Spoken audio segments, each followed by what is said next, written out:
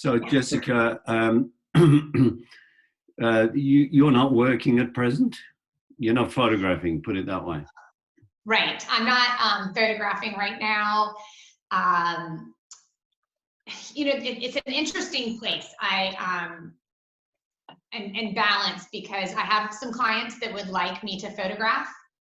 And under the current law, I am allowed to technically photograph with a distance, but I also have the issue of makeup. So my makeup artist hasn't been working. However, if you read the law in our state, based on our governor, they're allowed to work in a client's home one-on-one, not in a salon.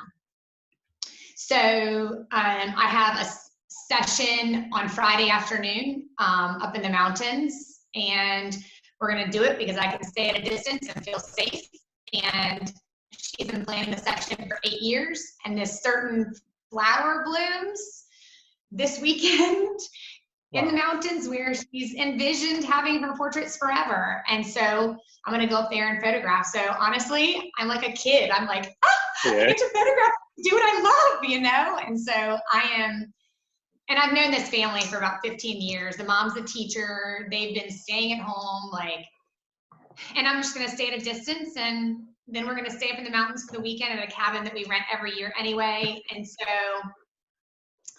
yeah, so I'm going to start back doing a few things here and there on location, not really here in the studio, and then just taking precautions because for a variety of reasons I need to, you know, for my soul, for my spirit, for my creativity, for my sanity. You know, we didn't get the PPA the first time. We're still hoping we get it the second time. We've saved, but, you know, I still have 2 employees that I'm paying and myself. And as you know, this has been a long one. It's been a really, really long one. So. It's sort of interesting. I don't know whether it's the same there, but I know in Australia that photographers are allowed to photograph, but it's the clients who are in trouble, right? Because the photography is not an essential service. So them participating means that they could get fined. Right, and it's different here. So we are non-essential, yes. But as long as you are 10 and under and practicing social distancing, you're allowed to still work. Very similar to, well, I can say we're not allowed to work. Any business that hasn't been deemed essential, if you do any sort of business, whether, so even for example, nurseries, gardeners, typically it's outdoors, even to them, they've been deemed non-essential at the moment. So on the 12th of May, they will assess whether, if you're working outside, how much of a leeway they're going to give. I'm hoping that if they allow that, that they can work on one-on-one, so that we can get at least some clients coming to the studio or be able to do some work. Right now, if you're not deemed essential, you can't do anything. It doesn't matter how much precautions you put in place. You can't have, you cannot have an open business. Right. So I'm going to plug in my laptop, which is running again. I forgot. So hold on. Anyway, everyone will get back. It's not a matter of that we never will. It's just a matter of time. It's just a good testing time. And in the, you know, in the percentage of a life, it's not much really. Yeah, for us, there are more cases around here, so it's kind of just scary to go out and do anything around Massachusetts and like New York area. Because it's basically the hub of business, so everybody comes around. Even for my family, other business, they have hotels, and only people who comes are essential workers. Yeah, it was interesting, you know, having come from New York and spending 15 months in New York, coming back to Australia and seeing those crazy numbers of, what are they up to now? 52,000 or something. Yeah. I think we have had 84 deaths in Australia. 84. Wow. In my neighborhood, we have 151 around my area, like 5-mile radius, 141. Yeah, so it's interesting. I don't know what you guys are doing, but just stay inside, all right? Stay inside, literally. I'm not doing anything besides just taking care of some stuff on the back, like meals or deposits for business. Hey, Jessica, I wanted just to have a chat to you and just talk about your business and that, if that's okay, because I read your CV and it's pretty impressive because you've got it on your website. You've got a lot. My CV, what's a CV? It's CV. It's your job description. Oh, my bio. Okay. Or your bio, CV. Yeah. We call it. So you're a certified professional photographer. I am. Plus, you've earned your PPA Masters of Photography, your Associate Fellow of Photography, Fellow of Photography degrees, January 2018, Master Craftsman degree, and so on and so forth. Is that something that you're passionate about in entering awards and you know, going for those things? A lot of photographers like myself and a lot of photographers I knew, although their businesses were super successful, they were non-award winning. Right. Okay, so I'm a highly competitive person. And so competition works for me, right? It motivates me. But I will say that how I started, you know, in business, the first thing that I did was really invest in my community. And so I immersed myself in my community. I became president of our local business organization, and I really invested my time, energy, and effort in my local community because that was what was going to feed me and feed my business. So you couldn't be just a member, you had to be president. Right, yeah. Okay. So that's initially in my business where I focused, right? And I just was a member of the Virginia Professional Photographers Association. I was just a member of Professional Photographers of America. I didn't take an active role. And then I was hosting an event at my studio, my previous studio, and a friend of mine, at the end of someone else speaking, looked up on my walls and said, 84, 79, 78, and started judging the prints on my wall. And we were friends. And so I subsequently said, beep, you, yeah. I didn't invite you here to judge my prints. And he's like, I'm trying to motivate you. And I said, well, you need to come up with a new way. I said, because that doesn't motivate me and it makes me want to kick you out. And he's like, well, we're getting ready to have our state sprint competition. He's like, send me that one, send me that one, send me that one, and come down to my studio and we'll print these, right? And so the first time my prints came around to be judged, I felt the like excitement, right? That like, right? And then when you get your first like blue ribbon, then you're like hooked, right? You're like, oh my gosh, this is amazing. This is so great. And then, so it's multifaceted. One, it's training my eye. It's helping me learn how to see differently every single time I raise that camera up to my face. How can I make this better? Are there leading lines that would make this better? Am I at the correct angle? How can I complement their body, best positioning, looking at their hands, right? Just constantly analyzing. And so it trains your mind to see those things. So print competition was good for making me a better photographer. Print competition is good for advertising and marketing. My clients get so excited when I win. They're like my biggest fans, right? They're like, oh, Jessica won another award. That's so great, right? Yeah.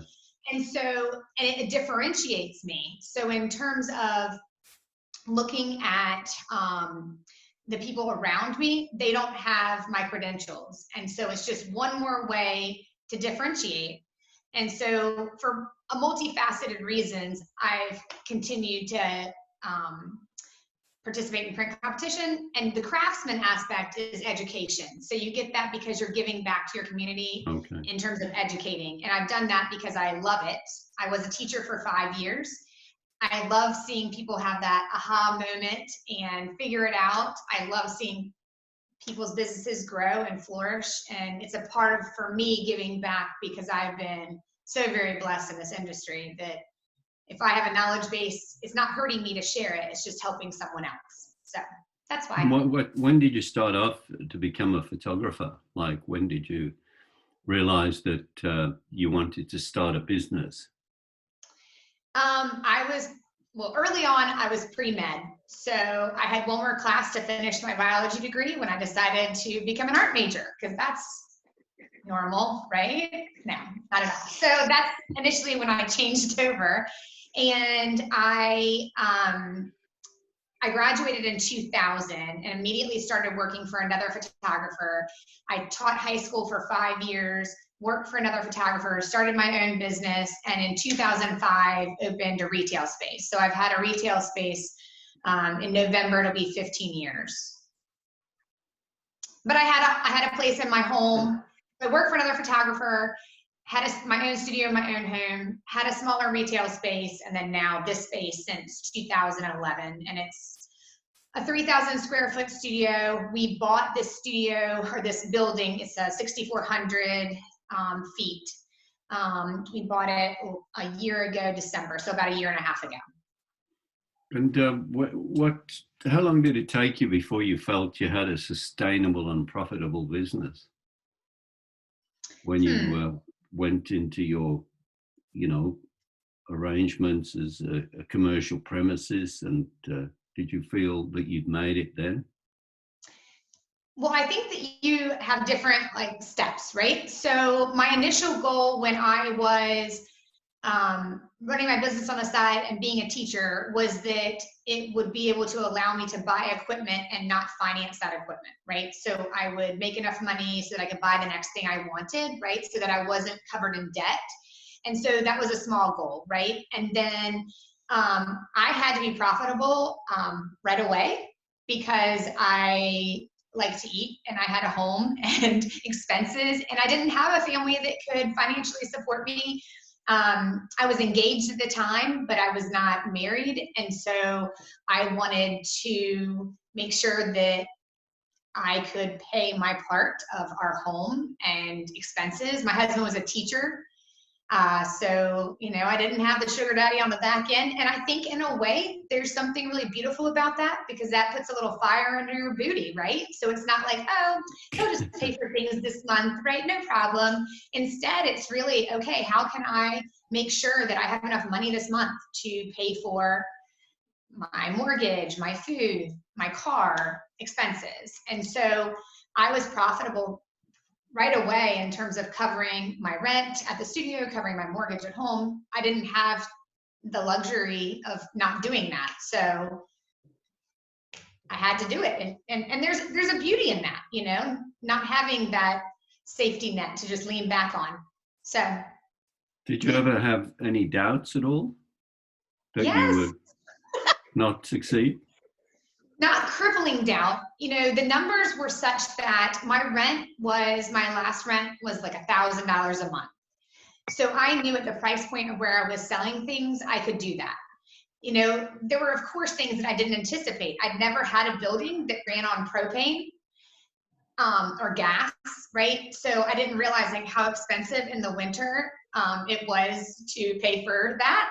And so I was like, what do you mean it's $500 to fill? Actually, I came in one morning, it was freezing cold, and I was like, what the heck, has the heat broken? So I go over to the owner and I'm like, hey, I was like, it's freezing cold. He's like, well, did you put gas in the tank? And I was like, what tank? He's like, the tank that you walk in next to every single day. And I was like, what is that thing, right?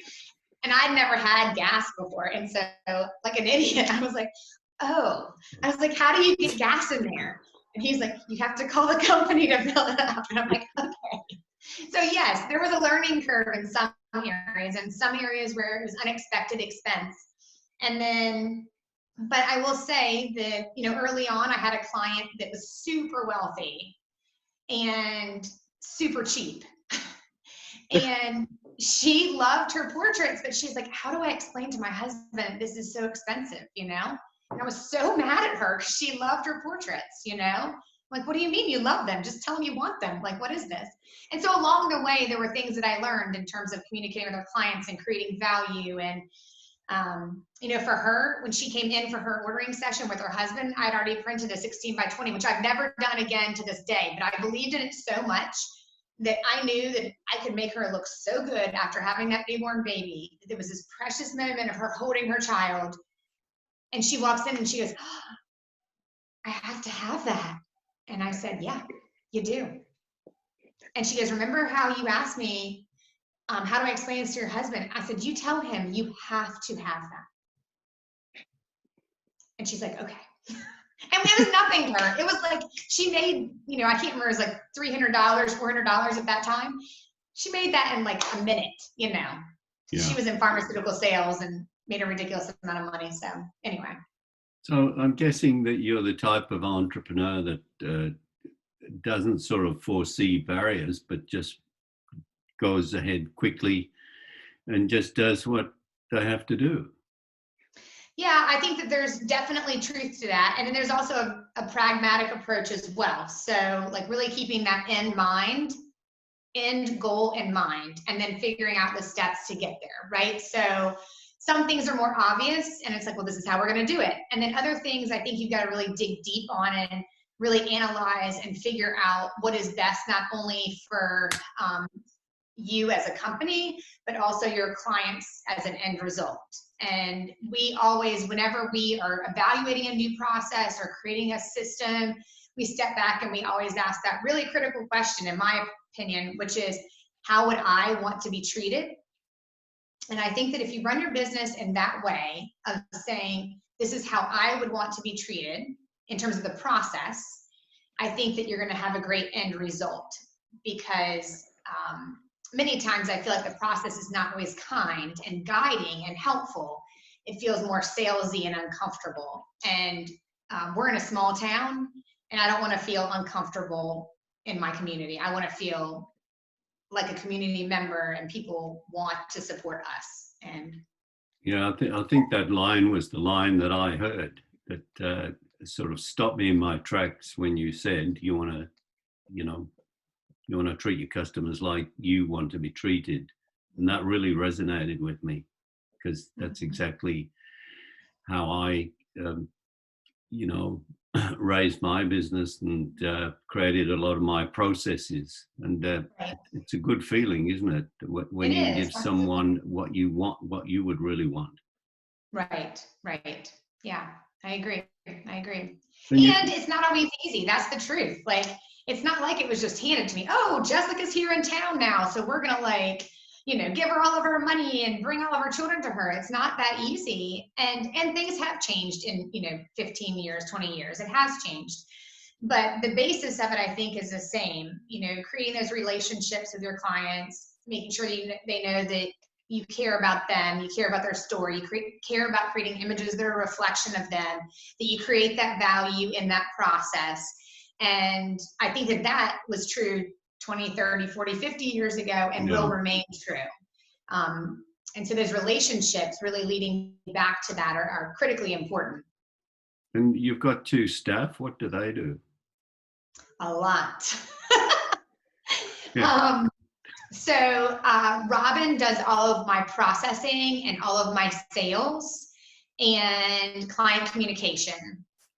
And then Karen does all of our editing, all of our design work, like of albums, cards. We recently, I'm so excited, in this quarantine, we did something that I wanted to do now for, I don't know, it's been on, we have what we call a January list of things we put off until January, until things kind of slow down. And it's been on that list for a really long time. So we created this magazine for our headshots and our branding clients. Right. And it is, if I say so myself, gorgeous and awesome and so educational, and really, again, sets ourselves apart from everyone else. So it has everything about color harmony, about clothing, about makeup, about angles, lighting, posing, flattering, imagery that matches your brand, all of that. So it's really cool. So she designed that. It was a collaborative effort, but she was the one who literally put it all together. So lots of commentary from our clients. And so we're printing it, as well as, going to put it on our website and going to distribute it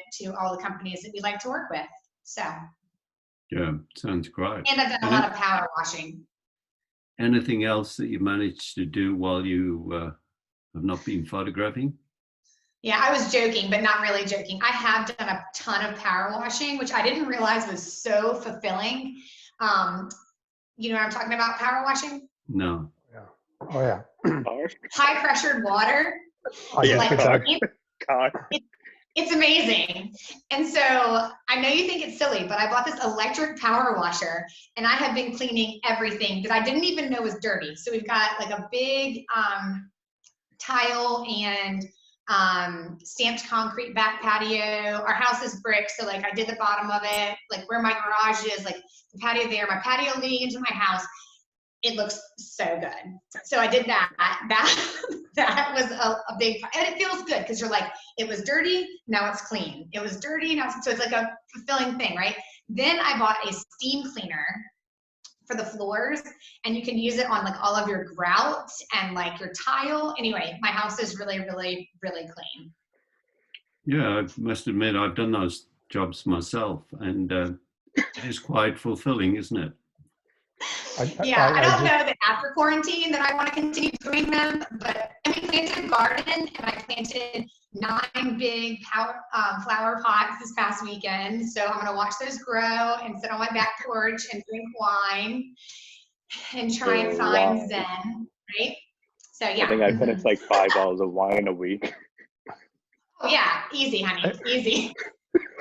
We can't plant anything yet, but I basically started my veggie garden last week, and just as you talking about power washing, that's exactly what I did. Doing it last week, a little bit of TSP, and then power wash right after. So that's the spring event every year, basically. So right, like it's get so that funny. algae and yucky off, right? Yeah, it sounds so silly, but it's really awesome. Yeah. It's funny, the car washes are still open in the town. I went through it. I was like, what? The car wash is open, but we're not working. Right. We can see a business here, Jessica. We've got the tagline, get your yucky off.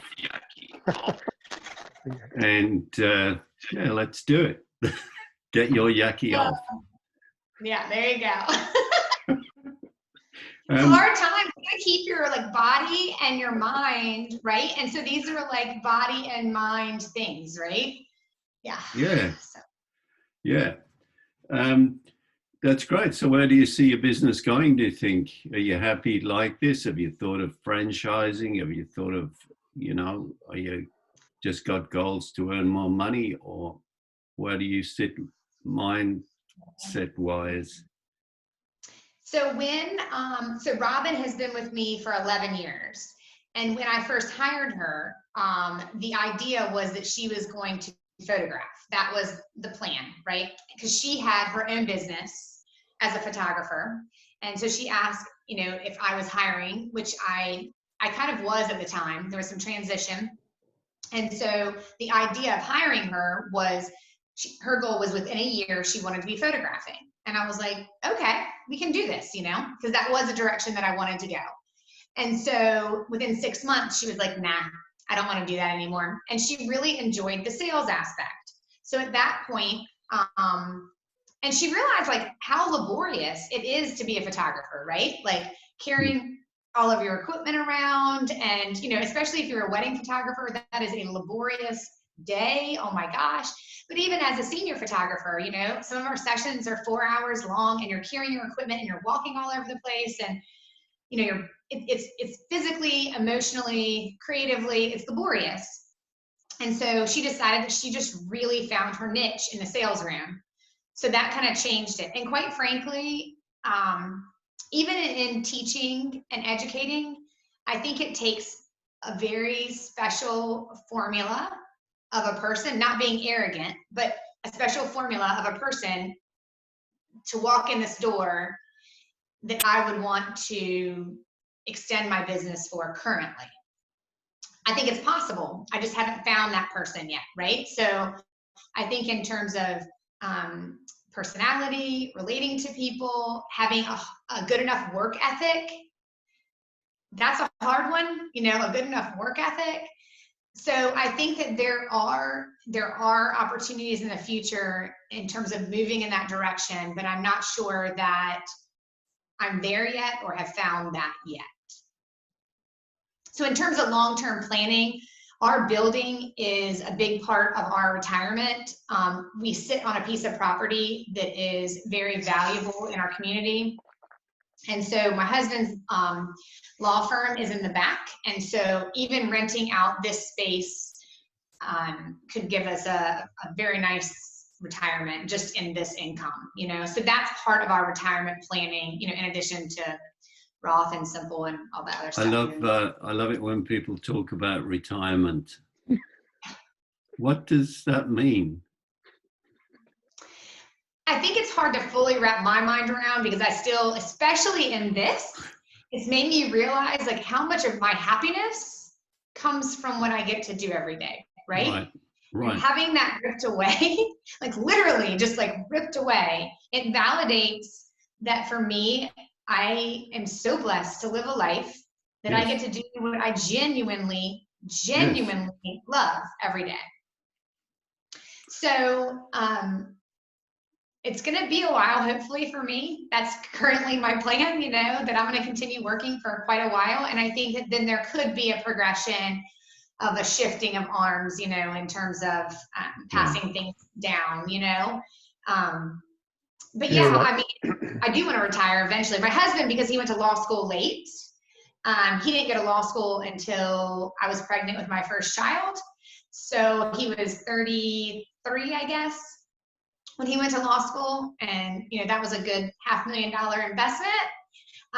So I plan on working him until he's dead. But me, I would like to retire. Fair enough, yeah. He claims he wants to work till he's dead anyway, so that's fine. You know, he could be 70 and still representing a criminal. It'll be fine. But you know, I can't be 70 carrying around my pro photos, trying to hike up the hills, in the mountains. You know, it just doesn't work. So. I don't know. Jessica, do you do a lot of work outdoors, or do you do a lot of work in your studio? We do both. So typically, like from April until November, we typically have a morning session. And so if it's going to be in and around this area, our makeup artist will come here, do the makeup, and then we go out and photograph, or we meet at a location, do everything outside, and then come back to the studio to do any studio things. Depending upon the length of time of my first session, my middle of the day is consultations or studio sessions. And then I do the reverse in the afternoon. I start in the studio and go outside. And it's the same process, whether it's families or seniors, or in terms of your Mostly session? Or yeah, that's mostly my senior process. Families typically will pick either inside or outside. Right, okay. Do you also provide makeup artists for families? We do offer those services, but she is a contract person, so they would contact her directly. They pay her directly. We have a negotiated rate with her, so it's less than what she normally charges other clients. And part of that is that I'm doing the marketing for her, and therefore I really want to make it something that all of my clients use. And so it's like 95% of my clients use her as a makeup artist. So it's a big deal. What if she's not there? What's that? What if she's not there? Like she's sick or out of town? Do you have a backup? I do, and we've gone through, a few different ones. I will say though that her schedule, like if she is going to be out of town, we mark that on our calendar. So then I'll photograph boys that day, or a family that's not going to use her. So we just kind of shift our schedule around that way. I really like the way that she does makeup. I really like having that extension of our team being her. And so if I highlight another makeup artist, I feel like that almost is like inconsistent in terms of our brand and our team, because she is an extension of that. So we haven't had issues with her being sick or anything like that, really. And if she was sick, she sucked it up pretty good, as some of us have to at times, right? But she's really professional. I mean, I'm serious about being on time. She knows that. She is an extension of our brand, and she recognizes that and takes it very seriously. So, yeah. So you I was just thinking about. Sorry, go ahead. Sorry, you went through a bit of a trial and error process trying to find this individual, or you just somebody that just by sheer luck you came across on your first try, or how was the process? Because that's where I would want to be sort of talking to Bernie and hoping to get somebody in. I would love to offer that service, but just partner me up with somebody. Just trying to figure out how to go about doing it. Right. That's a great question. So first, I think communication is always key with everything, right? So I think if you communicate an expectation, they will either rise to it, or very quickly they'll show that they're not capable there, right? So there's lots of different ways I had to align. So my first makeup artist came because one of my clients used her. And I was like, your makeup looks amazing. And so she started being our makeup artist. She had an issue with being on time. So that did not work. And I had a very important client to me show up at her studio and she was not there because she had overslept. Oh. And I was like, yep. And I was honest with you. I said, you're screwing with my reputation and I don't take that lightly. And I mean, that's a huge problem. So that was done. And then my next makeup artist was purely, I started researching. I wanted someone that had a professional appearance. And I know that sounds silly, but it's, again, a reflection of us. So I didn't want someone I wanted someone that looked more in the professional realm, right? And I really wanted someone, honestly, that was a little on the younger side because I wanted them to be a little hungry, right? Not that someone who's older couldn't be hungry, but in terms of my demographic, mostly working with teenagers, I wanted them to make sure they knew if I wanted more natural that they could actually do that. So then we went through a series of trials with a couple of different people. And then I started recognizing the quality of the makeup was different, right? So right now, especially, there's a prosumer grade of makeup that is called, I think it's like Envy. And individuals can buy it, but it is not as good as the professional airbrushing. And so then there was a whole slew of them that I'm like, if this is what you're using, it doesn't work as well. It just doesn't, because I've seen it. So I personally like the Temptu brand. It can be mixed. And in terms of it lasting, it just lasts a lot longer and works with a lot more different skin. So there was that. Then when I went through the testing and trials with different makeup artists, I had a girl named Kara. And I used her for several years, and she was great. She really listened to the clients. I think that's really important. So if they only do kind of one level of makeup, that doesn't work. And there's a lot of makeup artists that can only kind of do a certain coverage or a certain kind of eye.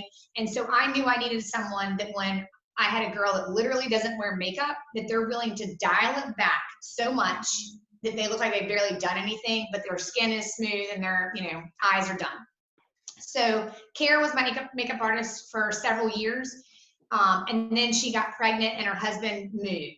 And how I found Kelsey, she was one of the 3 girls that I interviewed for this job.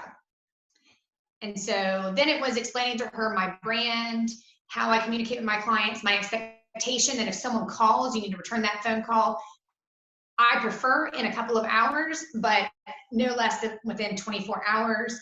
The client communication was very important to me, and timeliness was important to me. Cleanliness was important to me. How she presented herself was important to me. Me starting on time was important. So I laid it out.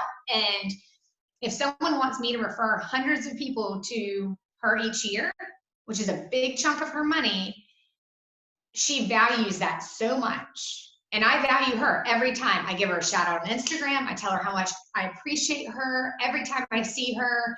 So I think it's a really important reciprocal relationship. She wants to keep me happy. She wants to keep my clients happy. So it works, And so if you can find that in someone, that's a win-win. It really is. Oh, I forgot. I had another one, Fawn. Fawn was phenomenal, but she just couldn't make enough money in makeup. And so she went back. She was a graphic designer. She went back to graphic design, and she was awesome. But awesome to get both of them at the same time, graphic design as well as the makeup artist. Yeah, true. Yeah. But she was like a big time corporate person that just had a love of makeup and thought she could make enough money, but. Right. So do they do hair as well or just makeup? So my opinion on hair is a little bit more personal, right? Makeup, I think, can be catered to. Hair is a very personal thing. And as a female, like, I love the way my hairstylist cuts my hair, but I don't necessarily love the way she styles it, right? Hair is just a little more personal. Most people can do their own hair. Kelsey is certified to do hair. Maybe do. But I don't promote her for that service. If people want to pay her for that service, that's fine. So. Right. Because I know in my experience, it's very hard to get a good makeup and hair person. It is. because some of them just don't know what they're doing. Let's face it. Yeah, totally true. Yeah, yeah. And Did you have another question about makeup that wasn't answered? I Yeah, thought I got No, I think you got it. Okay. I was going to ask you about the light and the makeup, like what kind of makeup to use, because I know it depends on the modifier. It really affects your skin, how it shows up in the picture. Right, right. And you And answered so, that, I think. yeah, so you got to be careful about bounce back. So there's a lot of, like, my makeup artist knows I don't need you to contour the face. I will contour the face with lighting, right? So I don't want like a bunch of highlighter. I don't want powder that has that white bounce back that a lot of brides I see have, right? Ugh. And that's a lot to fix. My goal is that I don't have to fix anything but like a zit, you know? The skin should be nice, you know? And so and I tell her that that's my goal. So I want it to be more matte. I want it to be less contoured, and I'll do all of that stuff in my lighting to create shape and dimension and shadowing later, or in camera, not when she's doing her makeup. So the temp 2 is what I find really works. She has this one thing, and we're really humid where we are in this area, and so my clients can get shiny pretty quick. And so she has this thing that she puts on the base of the skin that literally, like, it sounds so gross, but it doesn't allow you to sweat. I'm not saying it's good for long term. I'm just saying for portraits, it's amazing. For sure. So we've had times where, like, we've walked up a hill and the senior's not sweating at all. And me and the mom look like hot tomatoes, you know what I mean? Like, we're all red and sweating and gross. And the senior's like, all right, I'm good, you know, wow. And so it's definitely not something that I would do on a daily basis, but they do have a thing that prohibits sweating that they can put on underneath, and it's awesome. Yeah. But you guys live in cooler areas as opposed to me, but where we are, we're like the sweat box in the summer. So Well, it gets hot up here. It's in the summer as well. So it does. Like, what's hot to you? Like in the we're hundreds? talking 35, 36 degrees Celsius. So what is that Fahrenheit wise? Probably in the hundreds. Yeah, that's Really? the highest here too. 90s Yeah. at the highest. Yeah. Okay. Yeah. And humid. So anyway, the anti-sweat stuff is good. Yeah. Yeah. So Jessica, you've got a couple of kids, Grace, who looks like you, and Jacqueline, who's the younger one. Yes. Where are they going, do you reckon? What's their what's your want for them, and what's their want for themselves at this stage? In terms of direction, they just want to get outside to play with their friends right now. It's do either of y'all have children? Yes. Nope. One. Okay. I have You one. have- 17. Okay, very good, Yeah. very good. Yeah, it's right now for us, it's tricky because we're having to teach our kids. You know, I have an 8-year-old who's in 2nd grade, so I'm teaching her and trying to fulfill assignments, and then, you know, obviously trying to work and that kind of thing. And then, you know, I have a 4-year-old who I'm just trying to stay sane and not make her like, she's crazy. So, and I think it's hard on all of us not being able to be around our friends, right? So I think a lot of the emotions that our children are having are the same emotions that we're having. You know, we're missing the friendships, we're missing community, we're missing going to church, we're missing just being able to go out to dinner, you know, all of those things. And I think a lot of motivation, as you probably say, it's, you know, their 17-year-old, and a lot of your motivation is to be able to provide a life for them of traveling and, you know, just making them a kind human, yes, but being able to provide opportunities to them so that they can also aspire in their own lives to have the opportunities that we're trying to provide for them, right? So having that honesty about, you know, even today, Mommy, why do you have to go to work? I'm like, because we have to have money, because we like our house and we like our food, and, you know, yeah. And they're like, oh, okay, bye, you know, whatever. But I mean, I think even starting those conversations when they're young and saying, you know, this is why we work, and this is, we like to work so we can play, you know. And I hope that we get to go on our vacation to Anna Maria Island this year. We were supposed to be in Hawaii in April, and that got canceled. And so, you know, it's hard. Same page with you, Jessica. So What'd you say? I say same page with you on that one. It's a constant conversation that you have to make sure that the things that you provide, the things that they're able to do, it's there's a cost.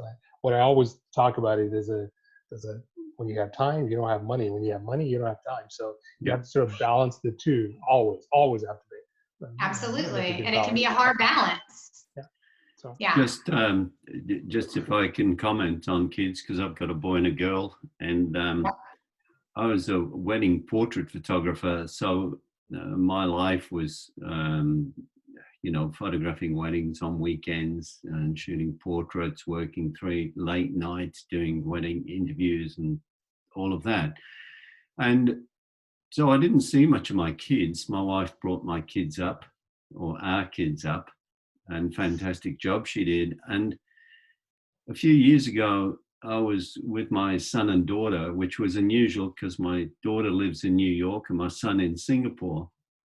So we were in Sydney, in Australia, and just the 4 of us. And we were having a few drinks, and I got quite tearful, and I said to my kids, look, I'm sorry, I was never there for you as much as I should have been.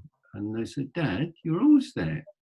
Don't you remember? And they started to sort of reflect on things that I was there. And I thought, it's interesting, isn't it? Because a child's perception is different than your perception. And that's what I realized then, that they always felt I was there. Yet I was never there for the sport on a Saturday because I was, shooting weddings. I was never there in an evening.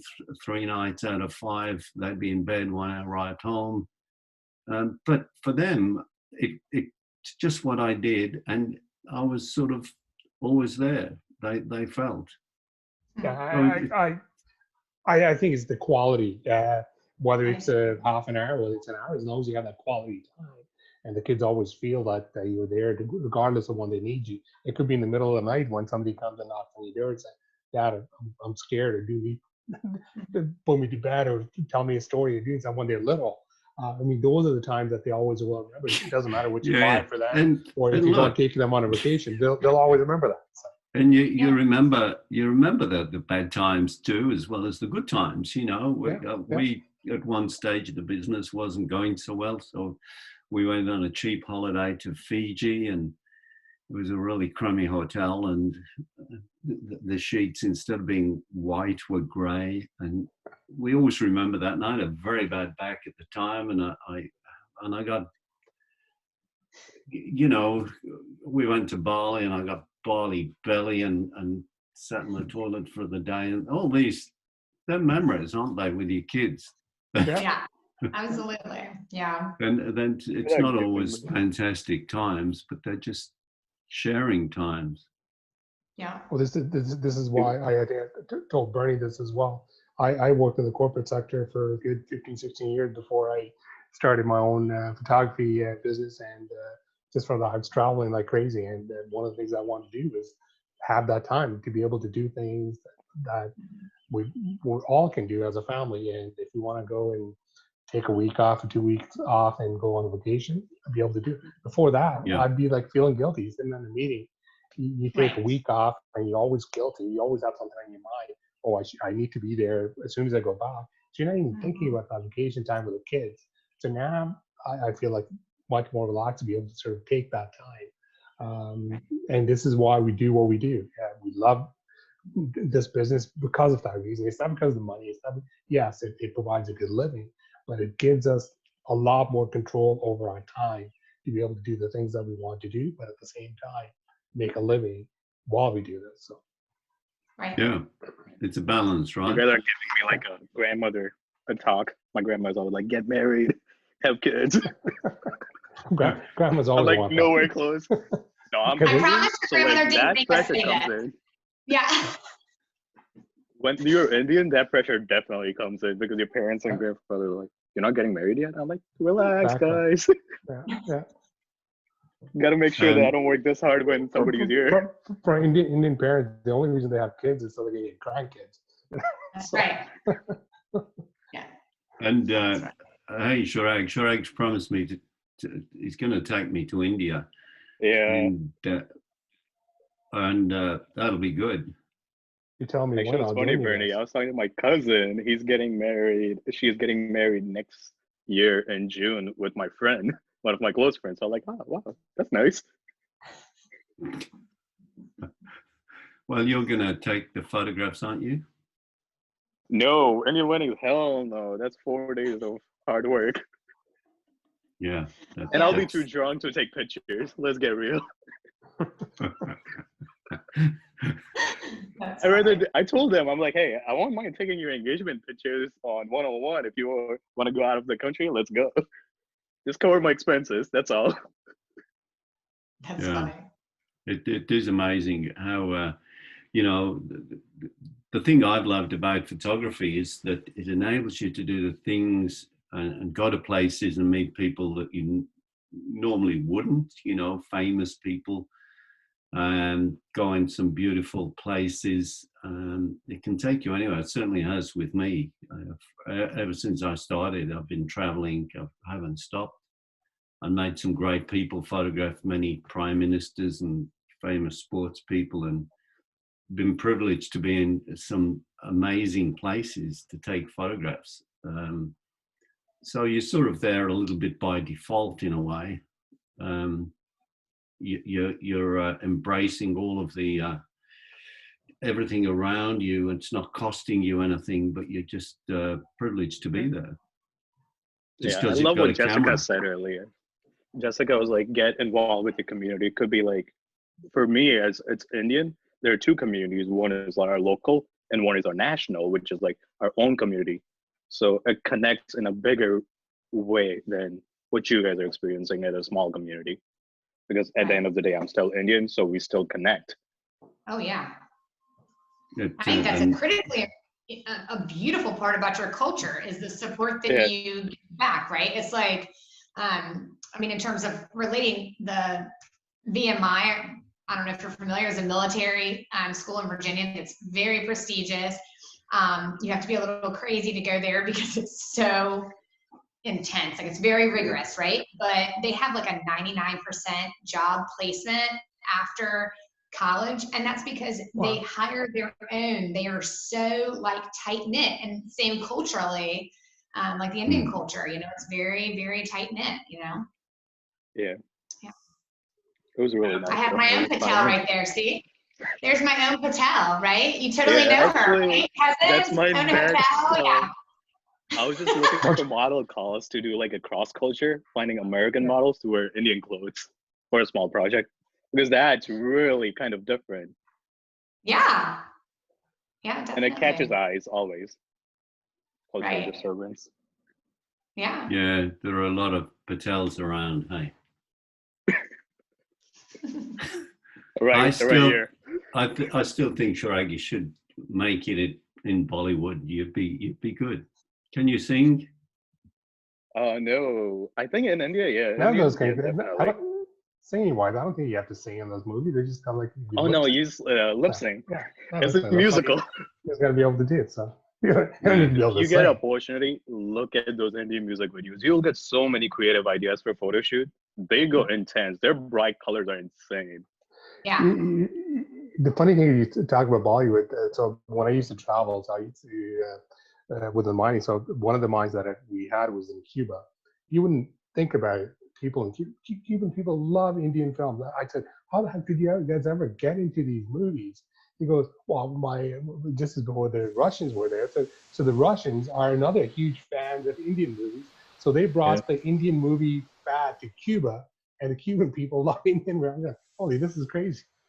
This is crazy. So. Yeah, that's good.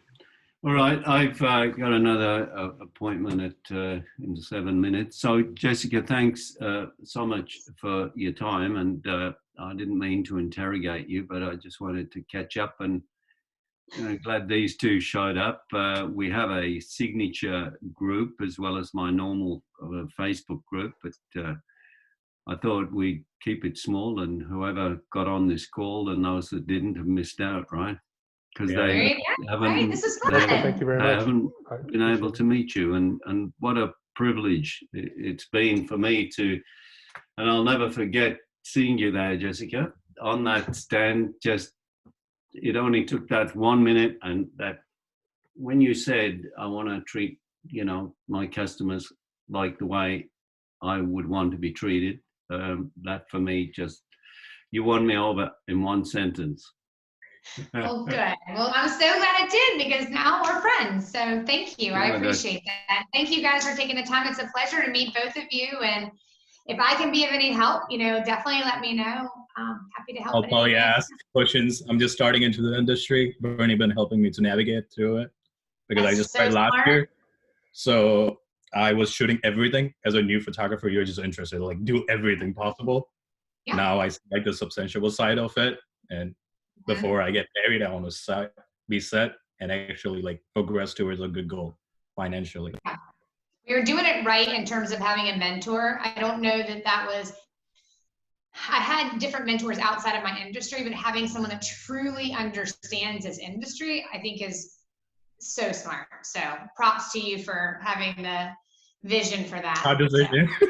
It was a hard decision explaining it to my parents, but I was like, okay, this is what it is. Yeah. It's a hard thing. It's a hard thing to make change. So I applaud you for finding something that you really love, and I think that'll help carry you through as well. Thank you. Thank you for your knowledge, and congrats for 15 years. Hopefully, I'll be milestone. It is. I know. It goes quick. It's amazing. You'll see. It goes really quick. All right. I'll catch up with you guys. Thank you very much. Buddy. And thanks again, Jessica, and we'll catch up some other time. Hey. Thanks, all right. Sounds good. Okay. Bye, guys. All right. Bye for now. Bye for now.